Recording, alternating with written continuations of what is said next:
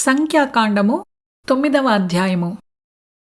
ఐగుప్తు దేశములో నుండి వారు వచ్చిన తరువాత 2వ సంవత్సరము మొదటి నెలలో యెహోవా సీనాయి అరణ్యమందు మోషేకు ఈలాగు సెలవిచ్చెను.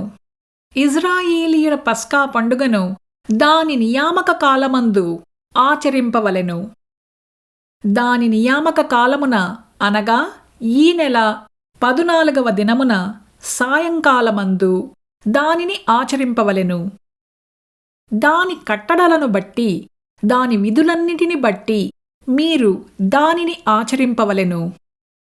కాబట్టి మోషే పస్కా పండుగను ఆచరింపవలెనని ఇజ్రాయేలీయులతో చెప్పగా, వారు సీనాయి అరణ్యమందు మొదటి నెల 14వ దినమున సాయంకాలమందు పస్కా పండుగ సామగ్రిని సిద్ధపరుచుకునిరి.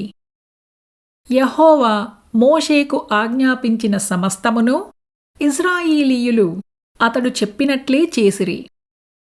కొందరు నరశవమును ముట్టుట వలన అపవిత్రులై ఆ దినమున పస్కా పండుగను ఆచరింపలేకపోయిరి. వారు ఆ దినమున మోషే అహరోనుల ఎదుటికి వచ్చి మోషేతో, నరశవమును ముట్టుట వలన అపవిత్రులమైతిమి.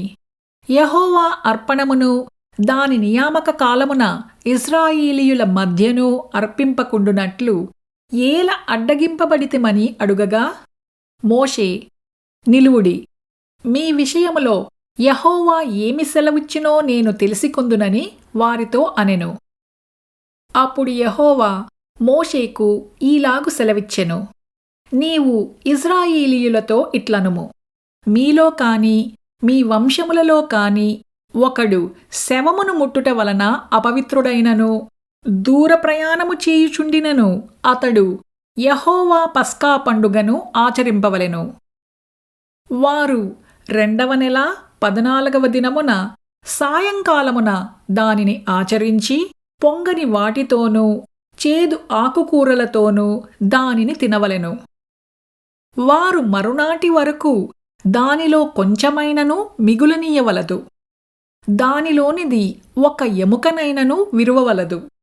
పస్కా పండుగ విషయమైన కట్టడలన్నిటినీ బట్టి వారు దానిని ఆచరింపవలెను.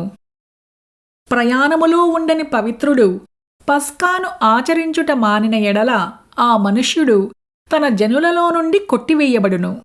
అతడు యెహోవా అర్పణమును దాని నియామక కాలమున అర్పింపలేదు కనుక ఆ మనుష్యుడు తన పాపమును తానే భరింపవలెను. మీలో నివసించు పరదేశి యెహోవా పస్కాను ఆచరింపగోరునప్పుడు అతడు పస్కా కట్టడ చొప్పున దాని విధిని బట్టియే దానిని చేయవలెను. పరదేశికిని మీ దేశములో పుట్టినవానికిని మీకును ఒకటే కట్టడ ఉండవలెను.